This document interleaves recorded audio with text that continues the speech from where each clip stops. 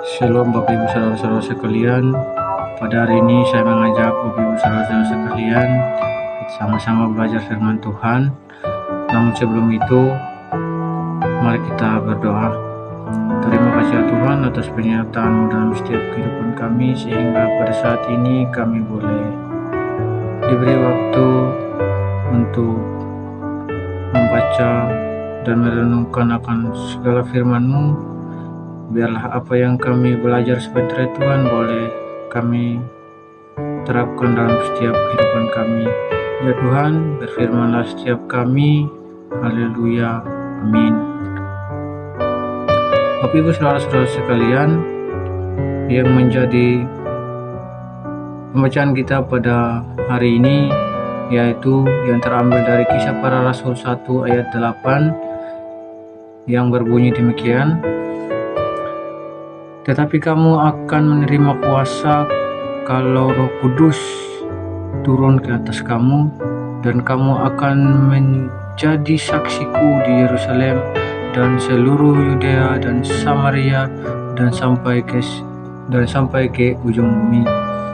Bapak Ibu Saudara-saudara sekalian, dari pembacaan ini saya mengangkat tema yaitu kuasa, kesaksian, dan misi Roh Kudus. Dari pembacaan ini berbicara tentang kuasa dan misi yang diberikan oleh Roh Kudus kepada kita. Bapak Ibu Saudara-saudara sekalian, marilah kita buka hati kita untuk menerima firman Tuhan dan melihat bagaimana Roh Kudus bekerja dalam setiap kehidupan kita untuk memuliakan nama Tuhan. Bapak Ibu Saudara-saudara sekalian, dari pembacaan kita pada hari ini kita dapat belajar melalui 3 poin, yaitu poin yang pertama, kuasa dari Roh Kudus. Poin yang pertama ini, Roh Kudus memberikan kuasa kepada kita.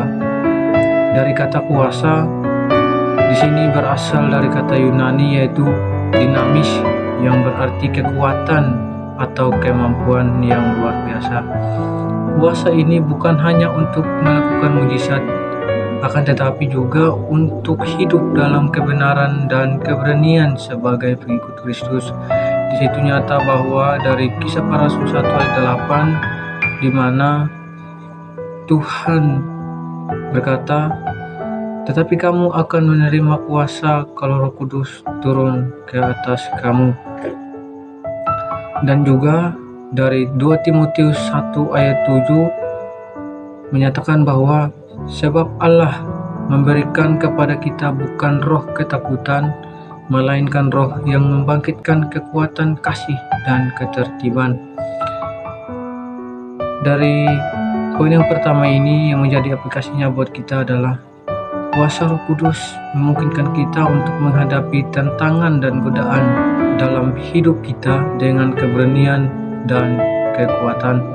Untuk itu Bapak Ibu Saudara sekalian, marilah kita selalu memohon kuasa Roh Kudus melalui doa-doa kita, sehingga kita dapat menjalani hidup yang memuliakan Tuhan.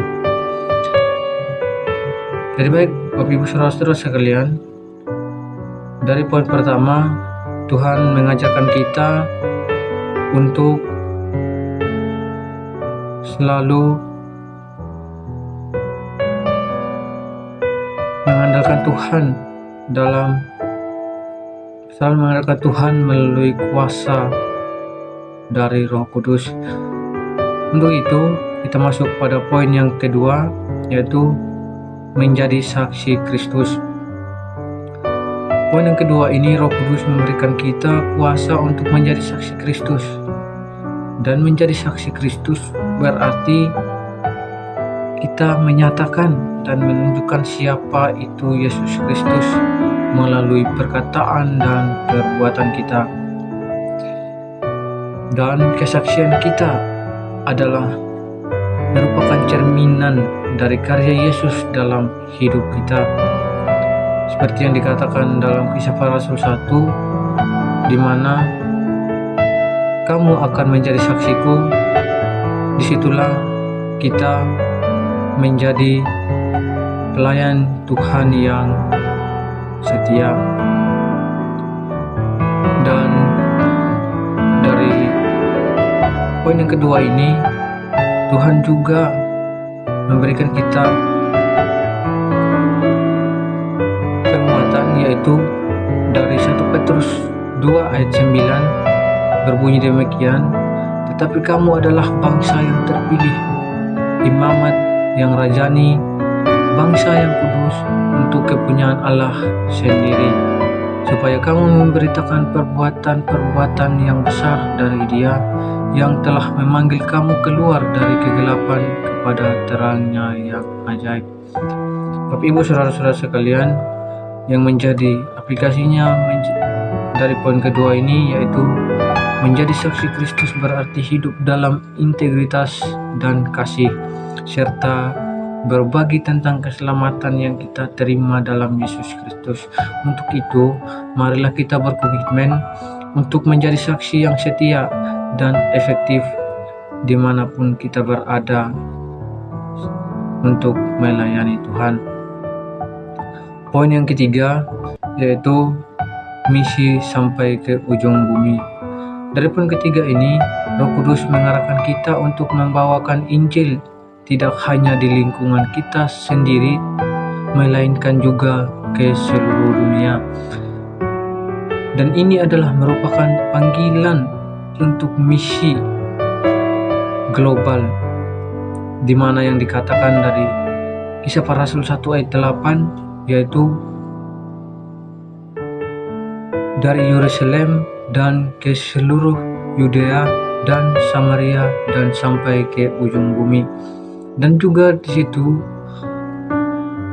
dari Matius 28 ayat 19 nyata bahwa ada amanat agung dari Tuhan untuk memberitakan Injil, yaitu karena itu pergilah, jadikanlah semua bangsa muridku dan baptislah mereka dalam nama Bapa dan Anak dan Roh Kudus.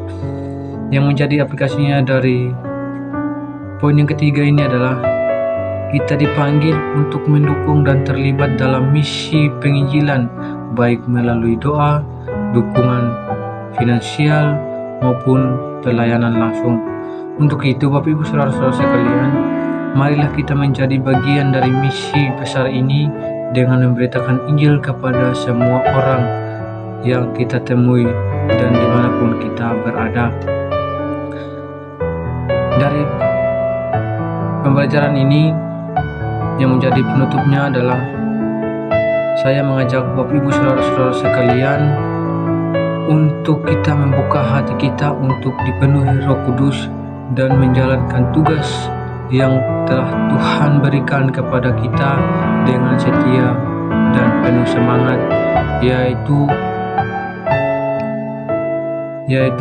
menjadi pelayan-pelayan Tuhan yang setia dan menjadi penginjil Tuhan yang setia dimanapun kita berada. Untuk itu, marilah kita berdoa. Tuhan, kami telah belajar akan kebenaran firman-Mu. Biarlah apa yang kami belajar pada hari ini, biarlah kami lakukan dalam setiap kehidupan kami. Tuhan, ajarkanlah setiap kami untuk menjadi pelayan-pelayan Tuhan yang setia dimanapun kami berada. Hanya ini doa kami. Haleluya. Amin.